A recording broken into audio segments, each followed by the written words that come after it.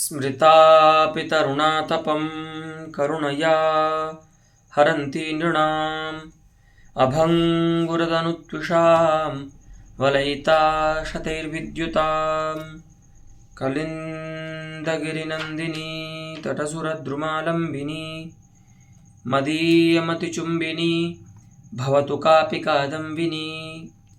तत्र गङ्गाधरस्य पाठक्रमे द्वितीयानने प्रवर्तमानस्य पाठस्य इदानीं रूपकालङ्कारस्य प्रसङ्गः वर्तते। तत्रापि रूपकालङ्कारे कथं परम्परितरूपके उपमानोपमेययोः आनुकूल्ये रूपकं भवति, तथैव तयोः उपमानोपमेययोः प्रातिकूल्येपि रूपकं भवति। अस्तु, तस्य इदानीम् अद्य विमर्शः अस्माकं जायते। तत्र प्रथमा पङ्क्तिरस्ति पाठस्य प्रातिकूल्ये यथा। अस्तु, आनन्द मृगदावाग्निः शीलशाखिमदद्विपः ज्ञानदीपमहावायुः अयं खलसमागमः। अयं अर्थात पुरोवर्ती खलसमागमः।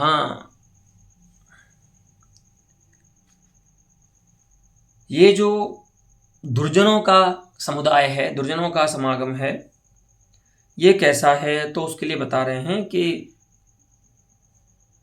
आनंद मृग दावाग्निः, आनंद रूपः यः मृगः अस्ति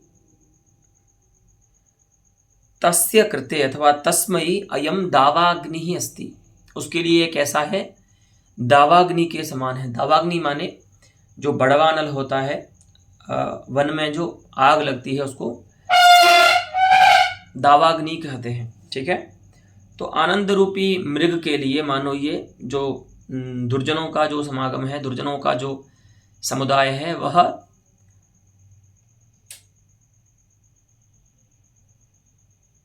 वड़वानल के स्वरूप है, वड़वानल है। तो जैसे वड़वानल होता है तो सभी मृग भस्म हो जाते हैं या तो भाग जाते हैं जंगल छोड़ करके, तो उसी के प्रकार, उसी के समान ये उनका विनाशक है, आनंद का विनाशक है। और क्या है, शील शाखिमतद्विपः, शीलरूपः यः शाखी अस्ति, द्रुमः वृक्षः, तस्मै अयं मदद्विपः अस्ति, है ना। द्विपान मदान्धः द्विपः अस्ति, मदमस्त हाथी है, द्विप माने हाथी है। किसके लिए, तो जो सदाचार रूपी वृक्ष है। तो जैसे मदान्ध हाथी वृक्षों का नाश कर देता है, उसी प्रकार से ये जो नीच जनों का समागम है, उनका जो संगति है, वह सदाचार का नाश कर देती है। ठीक है, और क्या है ये खल समागम, ज्ञानदीप महाबाहुः, ज्ञानमेव दीपः ज्ञानदीपः, तस्मै ज्ञानदीपाय अयं महावायुः अस्ति। ज्ञान रूपी जो दीपक है, दिया है, उसके लिए ये महावायु है। तो जैसे महावायु दिए को नहीं रहने देता, नाश कर देता है, उसी प्रकार से नीचों का जो समागम है वह ज्ञान को समाप्त कर देता है। ठीक है, तो यहाँ पर देखिए कि खल समागम रूप जो आरोप विषय है, उस पर तत्तद दावाग्नि, मदद्विप और महावायु का आरोप किया गया। तो ये माला रूपक है, और माला रूपक होने के साथ साथ परंपरित रूपक भी है, क्योंकि तत्तद जो आरोप हैं, जैसे दावाग्नि का जो आरोप है नीच समागम पर, वो तब सिद्ध होगा जब मृग का आरोप कर देंगे आनंद पर। ठीक है, तो आनंद पर जो मृग का आरोप है वह नीचों के समागम पर दावाग्नि के आरोप को सिद्ध करता है। इसीलिए इन दोनों आरोपों में समर्थ्य समर्थक भाव होने से यह जो रूपक है वो परंपरित भी कहलाएगा। तो परंपरित माला रूपक इसको कह सकते हैं। लेकिन बात यह है कि ये तो पहले ही बता चुके हैं आचार्य, फिर से क्यों उदाहरण दे रहे हैं। तो यहाँ पर जो जानने वाली बात है वो ये है कि प्रातिकूल्य में भी हो सकते हैं इस प्रकार के परम्परित रूपक, ये बताना चाह रहे हैं। प्रातिकूल्य इस एक और पद्य के बाद बताएंगे कैसे प्रातिकूल्य है उपमान उपमेय का। कारुण्य कुसुमाकाशः शांति शैत्य हुताशनः यशः सौरभ्य लशुनः पिशुनः केन वर्ण्यते। पिशुन जो व्यक्ति होता है ना, पिशुन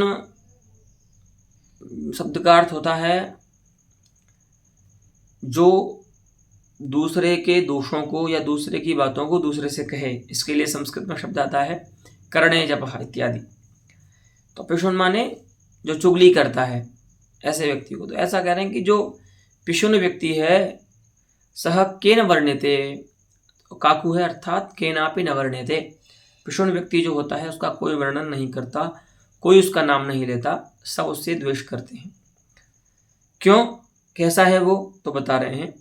कारुण्य कुसुमाकाशः, कारुण्य रूपी जो कुसुम है उसका आकाश है, अर्थात उसमें करुणा नहीं होती। जैसे आकाश में कुसुम नहीं होता, उसी प्रकार से इस पिशुन व्यक्ति में कोई कारुण्य नहीं होता।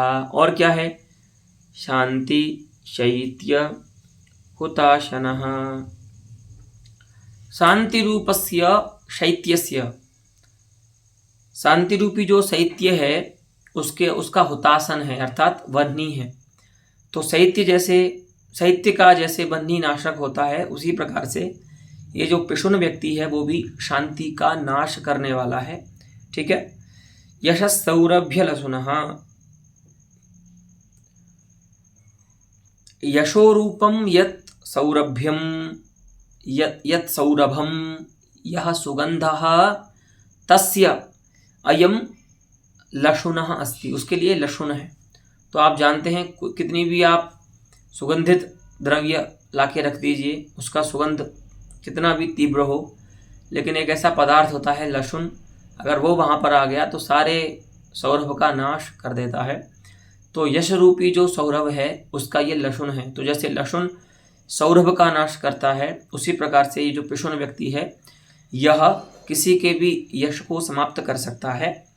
इसी प्रकार से यहाँ पर बताया। तो यहाँ पर भी देखिए क्या है, पिशुन व्यक्ति पर, पिशुन जो है वो आरोप का विषय है, उपमेय है, उस पर तत्तद आकाश, हुताशन और लशुन, इन तीन उपमानों का अभेद तादात्म्य उसमें बताया जा रहा है। लेकिन वे तीनों तादात्म्य तब सिद्ध होंगे जब क्रमशः कारुण्य पर कुसुम का आरोप, शांति पर शैत्य का आरोप और यशः पर सौरभ्य का आरोप कर देंगे। तो जब ये तीनों आरोप हो जाएंगे तो इनके जो धर्मी हैं या इनके जो संबंधी हैं उनका अभेद सिद्ध होगा। तो यहाँ पर भी ये दो आरोपों में समर्थ्य समर्थक भाव होने से ये परंपरित है, और मालारूप भी कहेंगे, क्योंकि एक पिशुन जो आरोप विषय है वो एक है और अनेक उसके आरोप्यमाण हैं।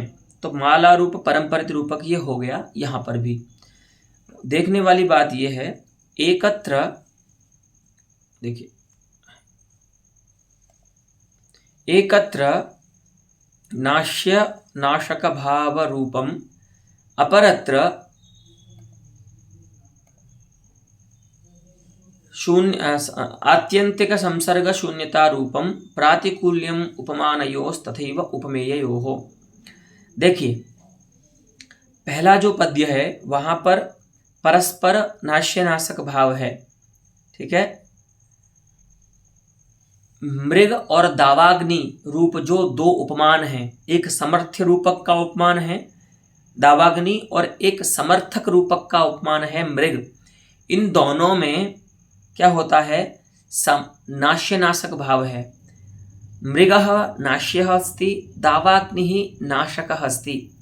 उसी प्रकार से जो समर्थ्य आरोप विषय है खल समागम, और जो समर्थक आरोप विषय है माने समर्थक उपमेय है आनंद, उनमें भी नाश्य नाशक भाव है।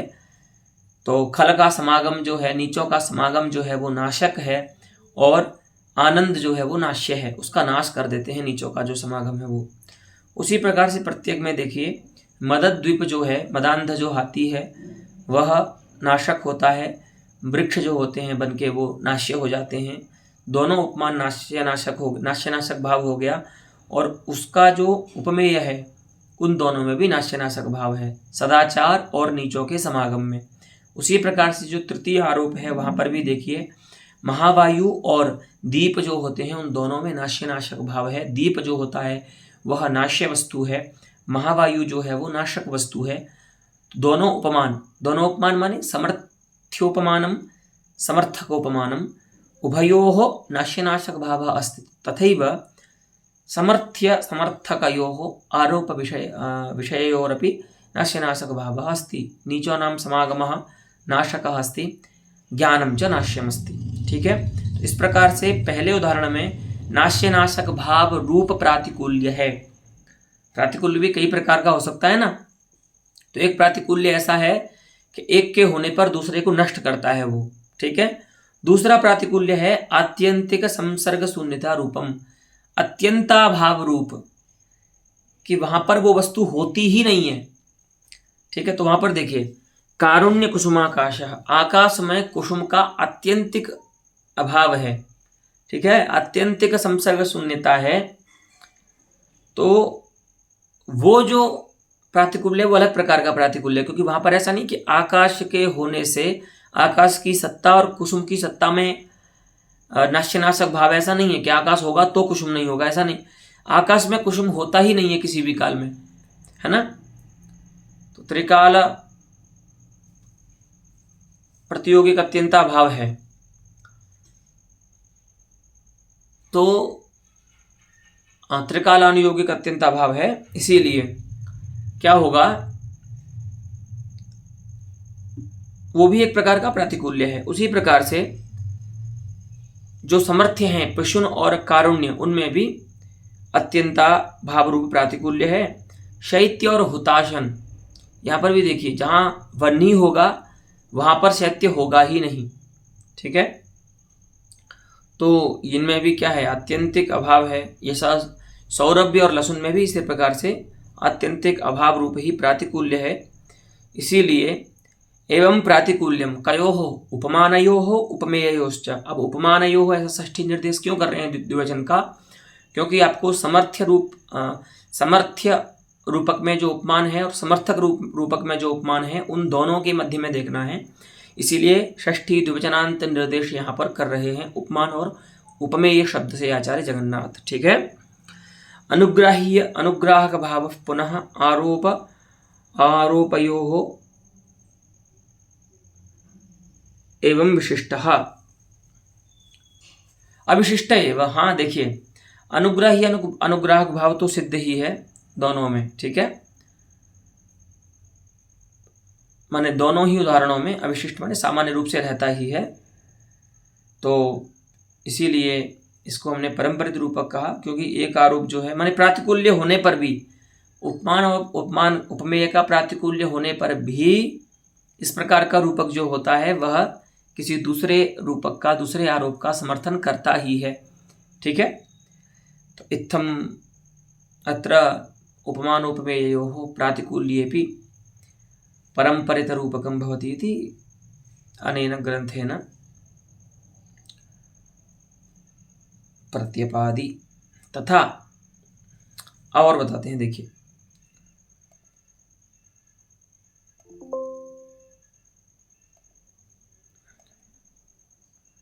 अयम सज्जन कार्पास रक्षणैक हुताशनः पर दुःखाग्नि शमन मारुतः केन वर्ण्यते।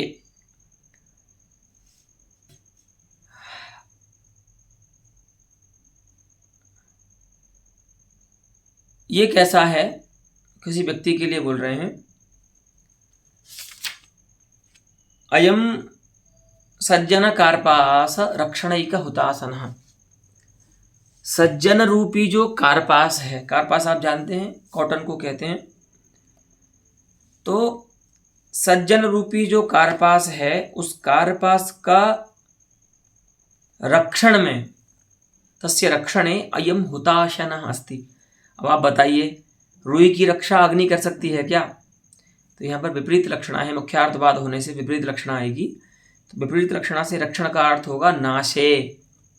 ठीक है, तो अयम सज्जन कार्पास रक्षणैक हुताशनः परदुःखाग्निशमन मारुतः केन वार्यते।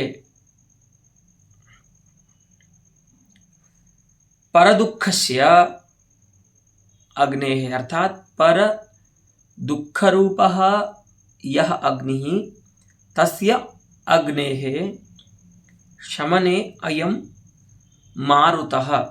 तो आप जानते हैं अग्नि का शमन जो है वायु नहीं करता, अग्नि का शमन तो जल करता है। वायु जो होता है वह अग्नि की वृद्धि करता है, अग्नि को बढ़ाता है ना। हनुमान जी जब, वो रामचरितमानस में है ना, हनुमान जी जब लंका में आग लगाते हैं पहली बार, तो 49 पवन जो हैं वे सभी चलने लगते हैं और उनकी गति से अग्नि का विस्तार हो जाता है, तो समग्र लंका जो है वो जलने लगती है। तो वायु जो होता है वह अग्नि का विस्तार करता है, शमन नहीं करता। शमन जल करता है वायु अग्नि का। तो खैर, तो दोनों ही जगह पे क्या है, लक्षणा है, विपरीत लक्षणा। तो यहाँ पर भी अर्थ होगा पर दुःखाग्नि वर्धने शमने न तो शमने अपितु वर्धने अयम मारुतः। अयम दुष्टः जनः केन वर्ण्यते, तो न केनापि, है ना।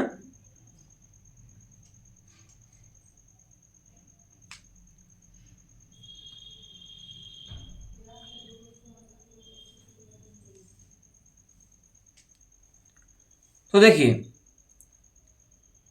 अत्र रक्षण समन पदे विरोधी लक्षणया विपरीतार्थ बोधके।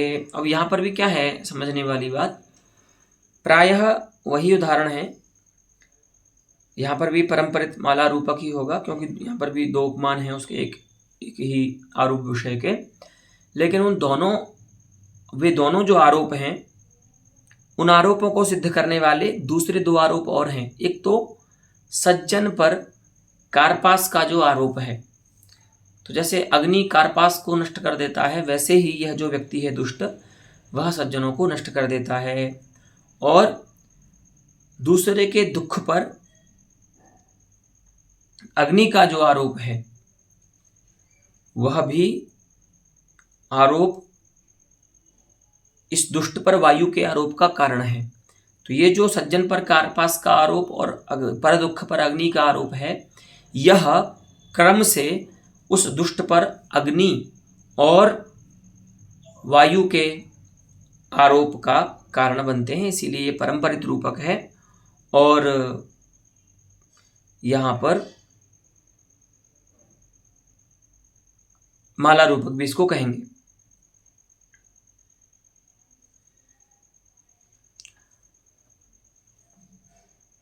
अब देखिए यहाँ पर विशेष बात क्या है, पहले आपको जो दो उदाहरण दिए उनमें दोनों ही जगहों पर उपमान उपमेय प्रातिकूल्य ही था। ठीक है, दोनों ही रूपक जो थे उनमें उपमान और उपमेय का प्रातिकूल्य था। यहाँ पर एक जगह प्रातिकूल्य है, एक जगह अनुकूल्य है, ऐसा बताने के लिए एक अलग से उदाहरण दे रहे हैं कि प्रातिकूल्य और अनुकूल्य दोनों का संकर भी हो तो भी, या दोनों की संसृष्टि हो तो भी परंपरित रूपक हो सकता है। तो देखिए, कार्पास और अग्नि जो दो उपमान हैं, समर्थ्य और समर्थक जो उपमान हैं, उन दोनों में प्रातिकूल्य है। लेकिन अग्नि और वायु उत्तरार्ध में जो रूपक है ना, तो वहां पर अग्नि और वायु रूप जो दो उपमान हैं, अग्नि रूप जो समर्थक रूपक में उपमान है, वायु रूप जो समर्थ्य रूपक में उपमान है, उन दोनों उपमानों में तो प्रातिकूल्य नहीं है। ठीक है, इसीलिए पूर्वार्धे उपमानोपमेयोः प्रातिकूल्यमस्ति, उत्तरार्धे च उपमानोपमेयोः आनुकूल्यमस्ति, एवं प्रातिकूल्यानुकूल्ययोः अपि परंपरितरूपकं भवति। अस्तु, एवं पदार्थरूपकं लेशतो निरूपितमेव। इस प्रकार से हमने पदार्थ के रूपक को लेशतः निरूपण उसका कर दिया है। वाक्यार्थे विषये वाक्यार्थांतरस्य आरोपे वाक्यार्थ रूपकम। अब हम वाक्यार्थ के विषय बनने पर, उस पर दूसरे वाक्यार्थ का आरोप होने पर जो वाक्यार्थ रूपक होता है उसका निरूपण करेंगे। ठीक है, तो आप जानते हैं किसी भी आरोप विषय पर आरोप प्रमाण का जो तादात्म्य होता है वह तादात्म्य ही रूपक होता है। उसमें कई विशेषण भी हैं कि वो निश्चयमान होना चाहिए। तो इस प्रकार का जो अभेद होता है, तादात्म्य होता है, उसको हम रूपक कहते हैं। तो वो भी दो प्रकार से होता है, कभी पदार्थ का पदार्थ पर आरोप होता है, मैंने तादात्म्य होता है, कभी वाक्यार्थ का वाक्यार्थ के साथ तादात्म्य होता है। तो जो वाक्यार्थ का वाक्यार्थ से तादात्म्य है उसको हम वाक्यार्थ रूपक कहते हैं और उसको यहाँ से कह रहे हैं।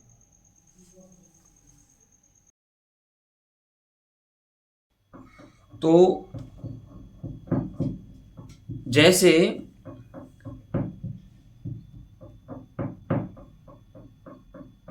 उपमा के स्थल में आप विशिष्ट उपमा मानते हैं, ऐसे ही रूपक में भी विशिष्ट रूपक होता है और उसी को हम वाक्यार्थ रूपक कहते हैं।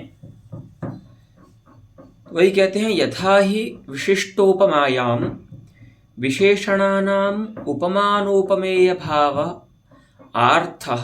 हाँ देखिए क्या होता है, विशिष्ट उपमा में क्या होता है, ऐसी उपमा जिसमें कोई दूसरी उपमा, कोई दूसरा उपमानोपमेय भाव विशेषण बनता है, उसी को तो विशिष्ट कहते हैं। कोई भी पदार्थ विशिष्ट कब कहा जाता है, जब उसमें कोई विशेषण रहे, है ना। दंडी इस को हम विशिष्ट पुरुष कहते हैं, तो उसमें क्या है, दंड विशेषण रूप में रहता है। तो अगर हम उपमा को विशिष्ट कहेंगे यानी किसी सादृश्य को विशिष्ट कहेंगे तो इसका अभिप्राय ये है कि उसमें कोई एक दूसरा सादृश्य है जो विशेषण बन रहा है। तो वहाँ पर क्या होता है, एक जो सादृश्य होता है वह तो मुख्य होता है और उसमें जो विशेषण होता है वह दूसरा जो सादृश्य है, दूसरा जो उपमान उपमेय भाव है वो आर्थ होता है, शाब्द नहीं होता। तो जैसे विशिष्टोपमा में सादृश्य के आर्थ होने पर उसको विशेषण मान करके उस उपमा को हम विशिष्टोपमा कहते हैं, उसी प्रकार से तथा अत्रापि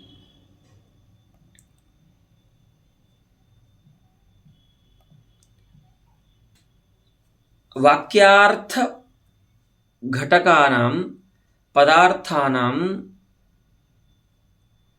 रूपकम अर्थावसेयम। उसी प्रकार से रूपक स्थल में भी वाक्यार्थ के घटक जो पदार्थ होते हैं उन पदार्थों का रूपक यानी तादात्म्य जो होता है आरोप प्रमाण का, वो कहीं आर्थ होता है। तो उस एक जगह जो तादात्म्य है वो मुख्य हो गया, एक जगह माने शाब्द हो गया और एक जगह अर्थ हो गया। तो आर्थ जो रूपक होता है, आर्थ जो तादात्म्य होता है, उसको विशेषण बना करके हम उसको वाक्यार्थ रूपक भी कहते हैं। जैसे आप उपमा मानते हैं तो उसमें उदाहरण देते हैं, आत्मनोस्य तपोदानैः निर्मलीकरणं हि यत् क्षालनं भास्करस्येदं सारसैः सलिलोत्करैः। सारसैः सरस संबंधिभिः जलैः, हाँ, सलिलोत्करैः सलिलानाम् उत्कराः समूहाः, तैः सलिलोत्करैः जलैः जलसमूहैः भास्करस्य क्षालनम अस्ति।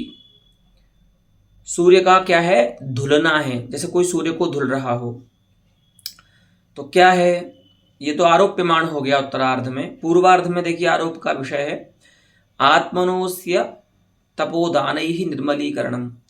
अस्य आत्मनः तपोदानैः यत् निर्मलीकरणम अस्ति, है ना, तत् भास्कर क्षालनम अस्ति, वो सूर्य को धुलने जैसा है। अब सूर्य को कोई कैसे धुल सकता है, तो जैसे सूर्य को धुलना व्यर्थ है उसी प्रकार से तपोदानादि के द्वारा इस आत्मा को भी स्वच्छ करने का जो प्रयास करना है वो व्यर्थ है, क्योंकि उसमें कोई दोष ही नहीं है ना। तो यहां पर देखिए, निर्मलीकरण जो है, स्वच्छीकरण जो है, वह आरोप का विषय है, और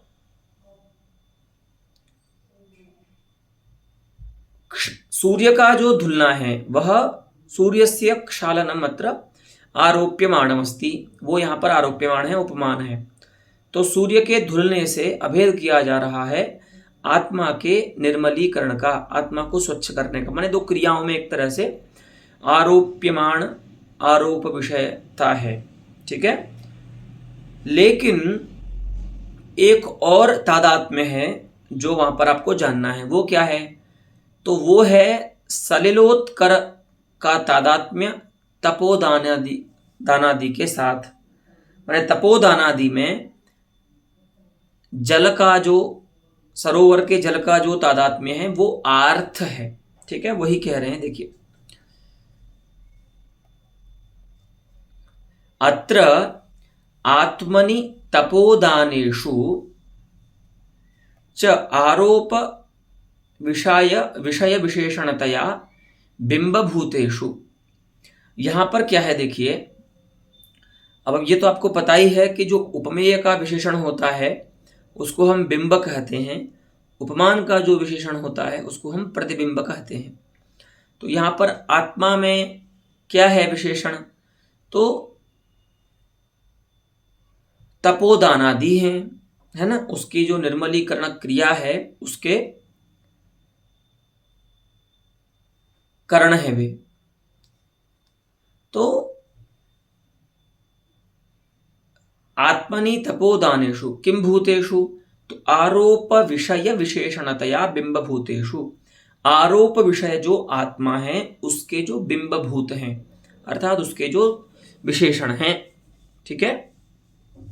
अब बिंब जब ही सिद्ध हो सकता है जब उपमान का कोई विशेषण हो जिसको हम प्रतिबिंब कह सकें।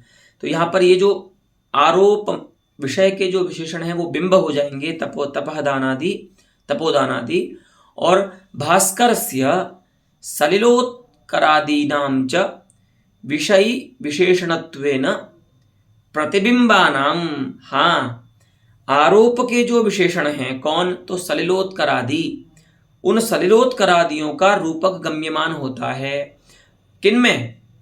तो बिंबभूतेषु तपोदानेषु। उपमेय के विशेषण तपोदान में और उपमान के विशेषण सलिलोत्करादि का तादात्म्य जो है वो गम्यमान होता है। गम्यमान का अर्थ यहाँ पर आर्थ है, वह अर्थ से ज्ञात होता है, ठीक है। लेकिन वो है कैसे सलिलोत्करादि? तेषाम इदानीं मीमांसा विधीयते विषय विशेषणत्वेन। जैसे वो उपमेय के विशेषण है वैसे ये विषयी यानी आरोप्यमाण जो है क्षालन, भास्करस्य क्षालनम यदस्ति आरोप्यमाणम तस्य विशेषणत्वेन उपात्तानां सलिलोत्करादीनां प्रतिबिंबानां रूपकं गम्यमानं प्रधानीभूत विशिष्ट रूपकांगम। प्रधानीभूत जो विशिष्ट रूपक है उसका अंग बनता है, ठीक है। तो प्रधानीभूत रूपक कौन सा है? तो क्षालन और आत्मा का जो निर्मलीकरण के मध्य में जो रूपक है, यानी सूर्य के क्षालन का आरोप आत्मा के निर्मलीकरण पर किया गया है, यह मुख्य आरोप है। इस मुख्य आरोप के विशिष्ट आरोप के अंग बनते हैं कौन? दूसरा जो आरोप है जहां पर तपोदानादि आरोप विषय हैं और सल्लोत्करादि जो है वो आरोप्यमाण है। तो इसी प्रकार से रूपक में भी देखा जाता है। तो इस प्रकार से उपमा और रूपक में यह थोड़ी समता है। तो यहां पर अब पूर्व पक्षी का आता है, नेदम रूपकम, प्रतिज्ञा वाक्य है इनका कि ये रूपक नहीं हो सकता। क्यों? रूपके बिंब प्रतिबिंब भावो नास्ति, क्योंकि रूपक में बिंब प्रतिबिंब भाव नहीं होता है। और यहां पर तो आप सलिलोत्करादि और तपोदानादि में बिंब प्रतिबिंब भाव बता रहे हैं, ठीक है। तो यह तो उपमा में ही संभव है, माने दो भिन्न धर्म जहां पर आरोपित अभेद से एक हो करके जहाँ पर उपमा होती थी वहाँ पर हम बिंब प्रतिबिंब भाव कहते थे, लेकिन यहाँ पर तो रूपक है और रूपक में तो बिंब प्रतिबिंब भाव नहीं हो सकता, नहीं होता, ऐसा बोलते हैं। तो उनके प्रति उत्तर देते हैं, इति केनापि आलंकारिकं मन्येन प्रतारितस्य दीर्घश्रवसो द्रविडस्य उक्तिः अश्रद्धेया। थोड़ा व्यंग्य में आचार्य अप्पय दीक्षित को आपको लग सकता है कि थोड़ी ये अशास्त्रीय भाषा है पंडितराज की, क्योंकि दीर्घ श्रवा शब्द का अलग अर्थ होता है। तो विनोद में कह रहे हैं, दीर्घ श्रवा कहने का अभिप्राय आजकल वो शब्द जिस अर्थ में प्रयोग होता है उस अर्थ में नहीं है, वो यहाँ पर केवल बड़े कान वाला जो होता है, तो जो बड़े कान वाला होता है उसको थोड़ा मंद मानते हैं, इसी अर्थ में कहा है उन्होंने, ऐसा इसको हम समझ सकते हैं। ठीक है, क्योंकि एक आचार्य दूसरे आचार्य को वैसा वो शब्द से नहीं कहेंगे जो इस शब्द का अर्थ है।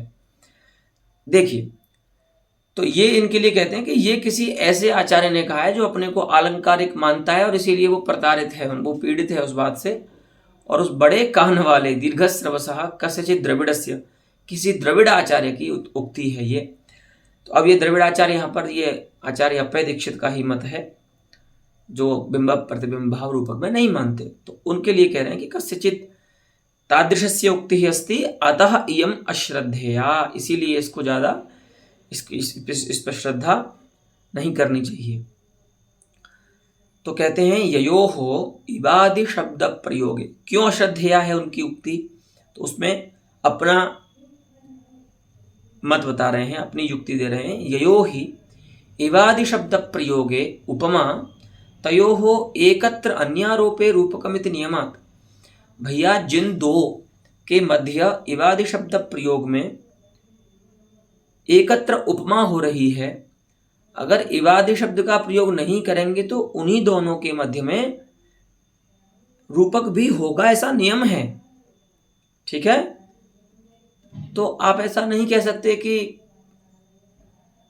उपमा में तो बिंब प्रतिबिंब भाव होगा उनका, लेकिन रूपक में नहीं हो सकता।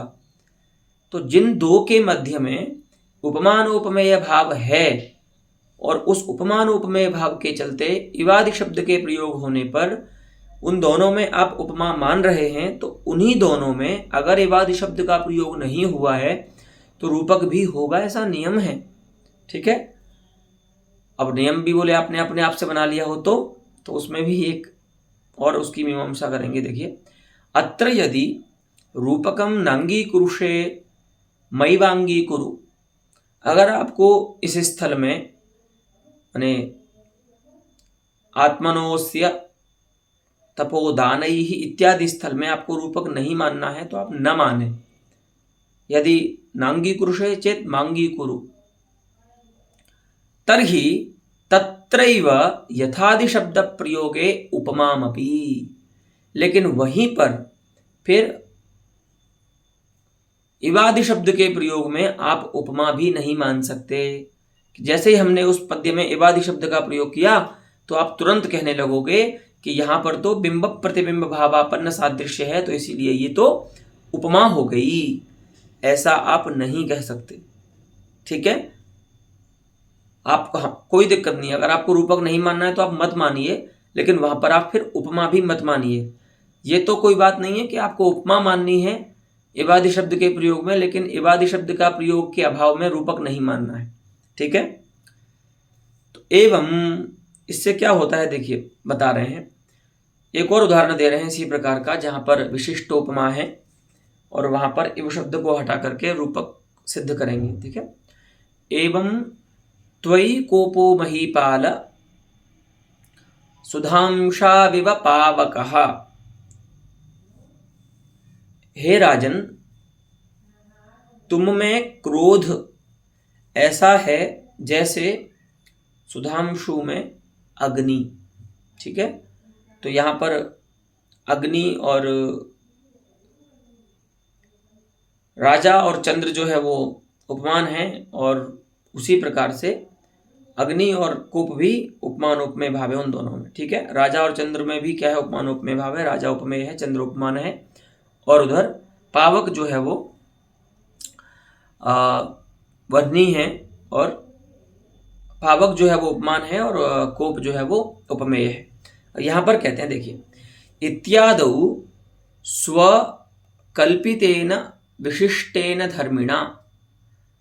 देखो, पहली बात तो ये है कि ऐसा कोई धर्मी होता नहीं है, इसीलिए ये उन्होंने उदाहरण दिया, उसका बता रहे हैं कि आपने एक कल्पित उपमान बनाया, ठीक है, विशिष्ट धर्मी बनाया, चंद्र को धर्मी बनाया आपने, ठीक है, आरोप्यमान जो चंद्र है उसको धर्मी बनाया, लेकिन वो कैसा है, विशिष्ट, कल्पित विशिष्ट धर्मी है।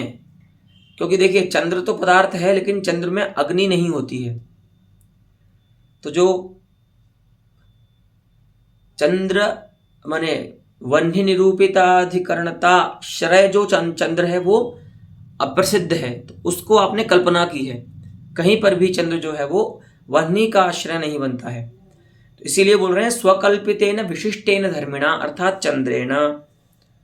आपने अपने द्वारा कल्पित चंद्र से जब सादृश्य बताया तो आपने वहां पर क्या बोला, उपमाम त्वं ब्रूषे, तुम वहां पर उपमा बोल रहे हो, ठीक है। इत्यादौ स्वकल्पितेन विशिष्टेन, तो विशिष्ट कैसे होगा, तो वहां पर जो अग्नि है ना वो विशेषण के रूप में रहता है चंद्र में, ठीक है। तो चंद्र रूप जो धर्मी है वो कैसा हो गया, विशिष्ट हो गया, अग्नि से विशिष्ट हो गया। अग्नि जो है वो विशेषण रूप में रहेगा उपमान में, तो विशिष्ट धर्मी हो गया चंद्र। उस चंद्र के साथ जो सादृश्य का ज्ञान हो रहा है इसका राजा का, उसको आपने उपमा कहा है। तादृशम सादृश्यम त्वम उपमाम ब्रूषे, उस प्रकार के सादृश्य को आप उपमा कहते हैं। ब्रूहि तरहि, कहिए आप, हमें कोई समस्या नहीं है। लेकिन तत्रैव इवस्य निरासे, वहीं पर अगर हम इव शब्द को हटा दें तो छंद का भी नाश होगा। तो बोल रहे हैं कोई दिक्कत नहीं, छंद की जगह हम क्या करें, छंद की रक्षा के लिए हम क्या करेंगे, पावक न रख करके अग्नि का वाचक कोई दूसरा पद लेंगे। तो वही बता रहे हैं, देखिए, त्वयि कोपो महीपाल सुधांशौ हव्यवाहनः। इव शब्द का अभाव में ये वाक्य कैसा होगा, त्वयि कोपो महीपाल सुधांशौ हव्यवाहनः, अर्थ वही रहेगा। इव शब्द चला गया, पावक की जगह हव्यवाहन, अग्नि का ही दूसरा वाचक पद आ गया। तो यहां पर भी क्या है, विशिष्ट है धर्मी। सुधाम स्वरूप जो धर्मी है वो विशिष्ट है, तो यहां पर रूपक होता है। तो जैसे इव शब्द के प्रयोग में आपने विशिष्ट धर्मी के साथ सादृश्य होने से उसको विशिष्टोपमा कहा था, तो यहां पर भी आप इव शब्द के प्रयोग न होने पर इसको रूपक कहिए। वही कहते हैं कि इत्यादौ रूपकमपि ब्रूयाः, त्वं ब्रूयाः, ठीक है। अगर तुम वहां पर त्वयि कोपो महीपाल सुधांशाविव पावकः इत्यस्मिन् स्थले विशिष्टेन चंद्ररूपेण धर्मिणा सह सादृश्यस्य प्रत्ययात् यदि उपमां ब्रूषे तर्हि त्वयि कोपो महीपाल सुधांशौ हव्यवाहनः इत्यादि इव शब्द निरासस्थले रूपकमपि ब्रूयाः। तो यहाँ पर भी तुम इसको रूपक कहो, क्योंकि यहाँ पर भी विशिष्ट धर्मी के साथ तादात्म्य जो है वो कहा जा रहा है, ठीक है, राजा का। तो इस प्रकार से आचार्य अप्पय दीक्षित के वचन का खंडन करते हैं, जो कहते हैं कि विशिष्ट रूपक या वाक्यार्थ रूपक नहीं हो सकता। तथा तो यहाँ पे आपने देखा किस प्रकार से वाक्यार्थ रूपक हो रहा है। तो वाक्यार्थ रूपक होने का मतलब यह है कि जहां पर एक ही वाक्य में एक से अधिक अर्थों में तादात्म्य होता है, ठीक है, उसको वाक्यार्थ रूपक माने विशिष्ट रूपक, ठीक है। तथा फिर एक और उदाहरण देते हैं उसका। देखिए, ये पद आप पहले पढ़ चुके हैं उपमा के स्थल में, यहाँ पर उसको रूपक का उदाहरण बना करके प्रस्तुत किया जा रहा है। कुंकुम द्रवलिप्तांगः काषाय वसनो यतिः कोमलातपबालाभ्रः संध्याकालो न संशयः। संध्या काल जो है वो यहाँ पर प्रस्तूयमान अर्थ है। कहते हैं कि संध्या काल कैसा है, तो कोमलातप बालाभ्रः अस्ति। कोमलश्चासौ आतापः आतपः कोमलातपः, बालश्चासौ अभ्रः बालाभ्रः, कोमलातप बालाभ्रौ यस्मिन् सह कोमलातप बालाभ्रः। ठीक है, माने कोमल घर्म है, ग्रीष्म धूप है जिसमें, और संध्या काल में क्या होता है, जो सूर्य का तेज होता है वो थोड़ा क्षीण होने लगता है, क्षीण हो जाता है, तो कोमलातप बोल रहे हैं उस समय। और कैसा है, बालाभ्रः, कोमलः आतपः यस्मिन् सह कोमलातपः, बालः अभ्रः नाम मेघः, अर्थात मेघोपि क्षीणः। तो एवं कोमलातप बालाभ्रः अयं संध्या कालः अस्ति। हल्के धूप वाला और छोटे जो मेघ हैं वैसे मेघ वाला, ठीक है, ऐसा संध्या काल है। तो ये कैसा है, तो बता रहे हैं कुंकुम द्रवलिप्तांगः काषाय वसनो यतिः, ये एक यति के समान है। इति न संशयः, ये यति ही है, इसमें कोई संशय नहीं है। तो भैया यति कैसे बनेगा, अब ये जो संध्या काल है, तो संध्या काल में यति का दादत्म्य में लाने के लिए और भी रूपक करने होंगे, तो वही बता रहे हैं। कुंकुम द्रवलिप्तांगः, यति कैसा होता है, कुंकुम का जो द्रव है उससे, कुंकुम द्रव से लिप्त है अंग जिसके, कुंकुम द्रवेन लिप्तानि अंगानि यस्य, जिसने अपने अंगों में कुंकुम द्रव का लेप किया हुआ है, इसलिए उसके जो अंग है वो भी लाल हैं, और उसने एक गेरुआ वस्त्र भी पहना है। काषायम वसनम यस्य सह काषाय वसनः, गेरुआ वस्त्र धारण करने वाला। तो जिस प्रकार से संध्या काल लाल दिखता है, उसी प्रकार से सर्वथा ये भी यति भी लाल दिख रहा है। इसीलिए अयम यति संध्या कालः यतिरेव इति न संशयः, ये यति ही है, इसमें कोई संशय नहीं है। ठीक है, तो इत्यादौ अपि विशिष्ट रूपकम बोध्यम, यहां पर भी हाँ देखिए विशिष्ट रूपक ही कहना चाहिए। क्यों, क्योंकि देखिए संध्या काल के साथ यति का तादात्म्य तो कहा ही जा रहा है, लेकिन बिंबभूत जो कोमलातप और बालाभ्र हैं उनमें कुंकुम द्रव लेप और काषाय वसन का जो तादात्म्य है वो भी प्रतिबिंब भूत, जो माने उपमान के विशेषण जो दो पदार्थ हैं उनका भी तादात्म्य जो है वो अर्थ से यहाँ पर ज्ञात हो रहा है।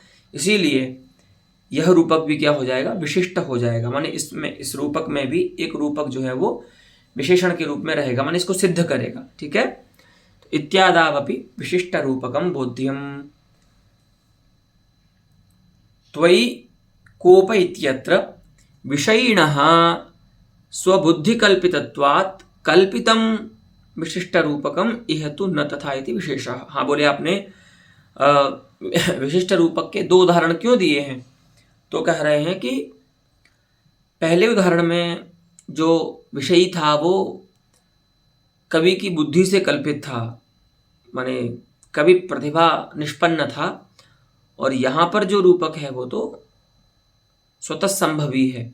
इस प्रकार का संध्या काल होता ही है, उसमें कुछ भी, और जो यति होता है वो भी इसी प्रकार का होता है। तो विषयी जो यहाँ पर यति है वो भी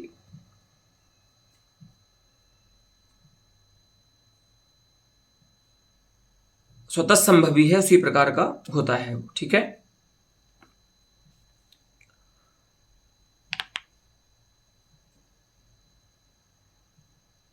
न चैवमादौ प्रतीयमानोत्प्रेक्षा वक्तुं शक्या अभेदस्य निश्चीयमानत्वात्। हाँ, यहाँ पर आप प्रतीयमानोत्प्रेक्षा भी नहीं कह सकते, माने जो आर्थ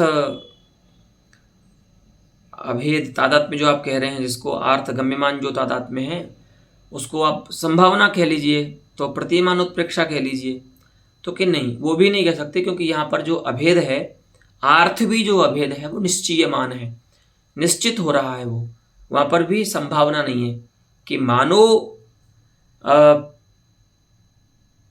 कुमकुम का जो लेप है वह कोमलातप है, इसीलिए संध्या काल जो है वो यति हो गया। ऐसा नहीं, दोनों जगह है अभेद। जैसे यति का अभेद संध्या काल में निश्चित है, निश्चित हो रहा है, उसी प्रकार से विशेषण रूप जो तादात्म्य है वो भी निश्चयमान है, इसीलिए वहां पर हम उसको प्रतीयमानोत्प्रेक्षा नहीं कह सकते। उत्प्रेक्षायाम सत्याम संभाव्यमानता स्यात्। अगर आप उत्प्रेक्षा मानेंगे तब तो वहां पर अभेद को क्या होना चाहिए, संभाव्यमान होना चाहिए, उसकी संभाव्यमानता हो जाएगी। अन्यथा मुखम चंद्र इत्यादावपि प्रतीयमानोत्प्रेक्षापत्या रूपक विलोपापत्ते है। और अगर निश्चय के स्थल में भी आप माने अभेद का जहाँ निश्चय हो रहा है वहाँ पर भी आप उत्प्रेक्षा मानेंगे, तब तो रूपक का स्थल ही विलुप्त हो जाएगा। अन्यथा मुखम चंद्र इत्यादावपि, अब माने अगर उत्प्रेक्षा में संभाव्य मान्यता नहीं मानेंगे अभेद की, तब तो फिर सभी जगह पर रूपक के स्थलों में उत्प्रेक्षा ही होने लगेगी, तो रूपक की विलोपापत्ति हो जाएगी। इसीलिए आप ऐसा नहीं कह सकते कि वहाँ पर माने विशिष्ट रूपक के स्थल में प्रतिमान उत्प्रेक्षा मान लीजिए, ऐसा भी आप नहीं कह सकते।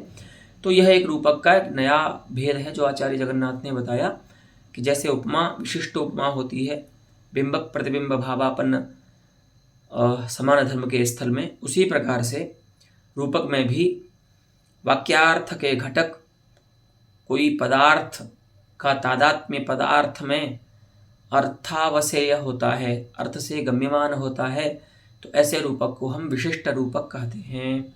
अस्तु, तत्र अलम एतावता पाठेन पुनः आगामिनि पाठे रूपकस्थले रूपकवाक्येभ्यः कथं शाब्दबोधो भवति, कथं नाम किं प्रकारकः किं स्वरूपः शाब्दबोधो भवति इति विचारयिष्यामः।